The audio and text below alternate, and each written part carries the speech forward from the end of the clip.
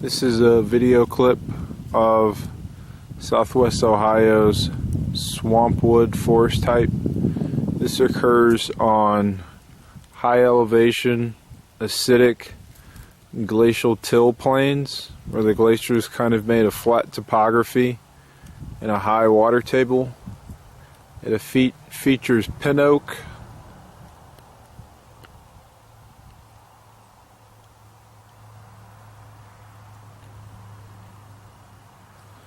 as well as red maple,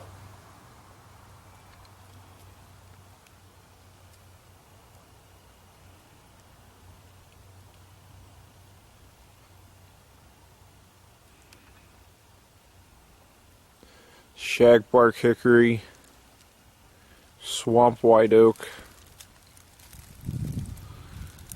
different ash species, a lot of American elm, black gum, sassafras, a lot of acidic soil adapted species. This is Culberson State Nature Preserve. And here's the American elm. Plenty of this regenerating in the understory. The red maple is the dominant maple of the acidic swamp forest of Southwest Ohio, and this is one form of bark that it can express. And the fall color is anywhere between yellow to bright red. And there's a little red maple leaf still hanging on in the canopy, and that's just one kind of smooth, tight bark formation it can have. Right next to it, up here in the canopy, this is a more common bark formation. A little bit more shredded and rough. In this forest type, the red maples get just as big as any oak in the forest.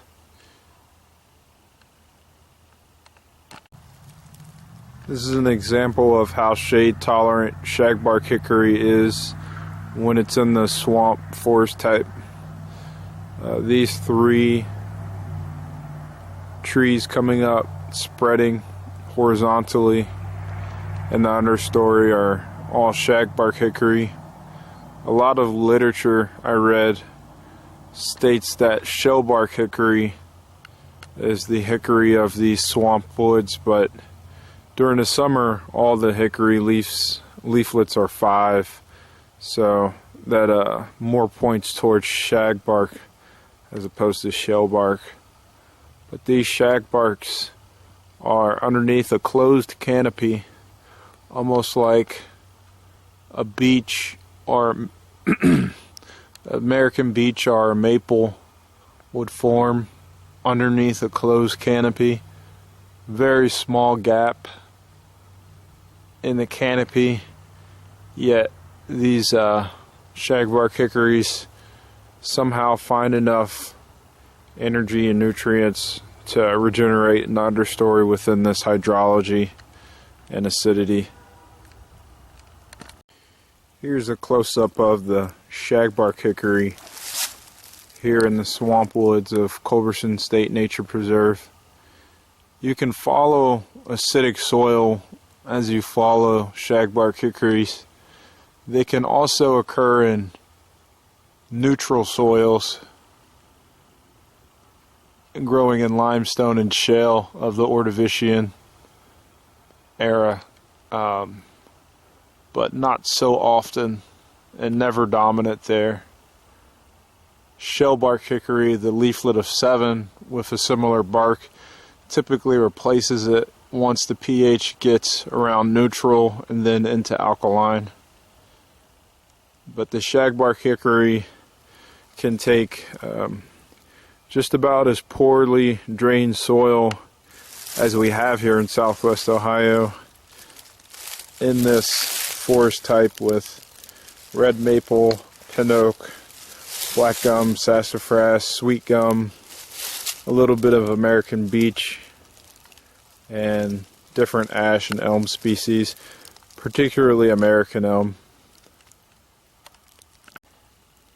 This pin oak here fell some amount of years ago, and in a well-drained, acidic or lightly alkaline soil, typically around here there's an uprising of sugar maple and beech, but in the high water table, very acidic swamp forest, this canopy opening's quickly being filled by 1, 2, 3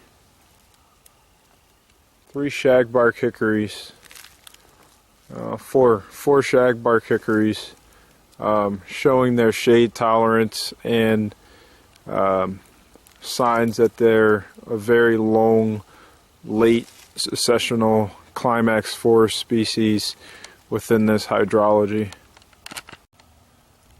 Probably the least common oak, but still one oak that participates in the swamp forest community is the Shingle Oak.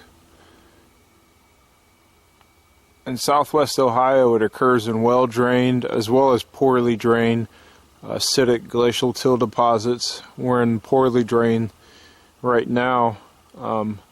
It's never as dominant as pin oak, swamp white oak, and other trees, but it still occurs here and there.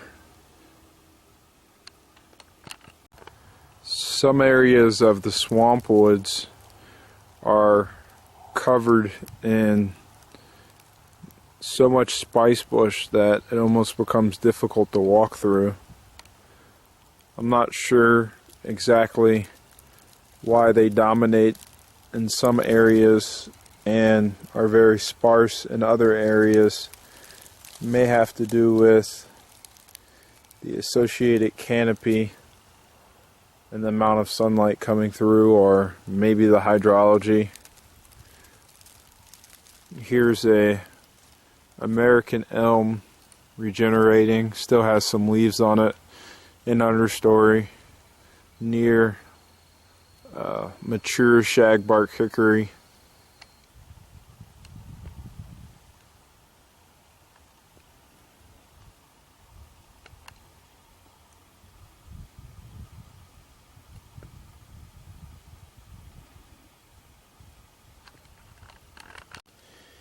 At this time of year, you can look at the forest floor and see how many different species are growing in the swamp forest. There's pin oak leaves, the deeply cut oak leaves, the bright backside of a leaf, centered here is swamp white oak, and mixed in there is red maple leaves.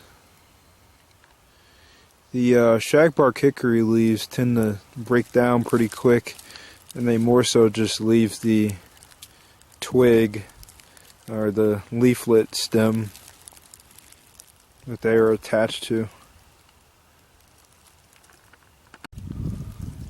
The swamp white oak can kind of give a look of bur oak bark.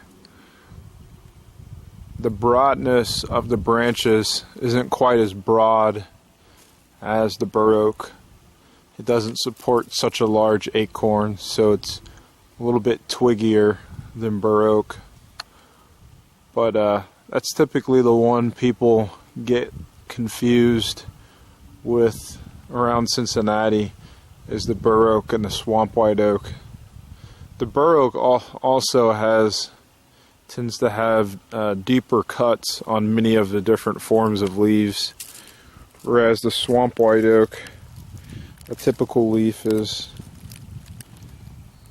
this form right here. More views of the acidic southwest Ohio swamp forest type.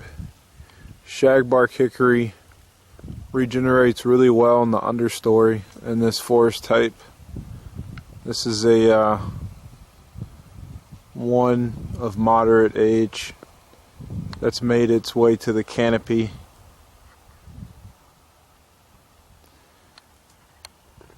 The overstory is dominated by red maple and pin oak, but there's a lot of other species mixed in between it, within them.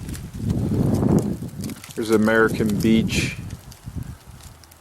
which comes up not in the wettest areas, but in many different areas within the swamp forest. American beech is in the understory and making its way up into the canopy.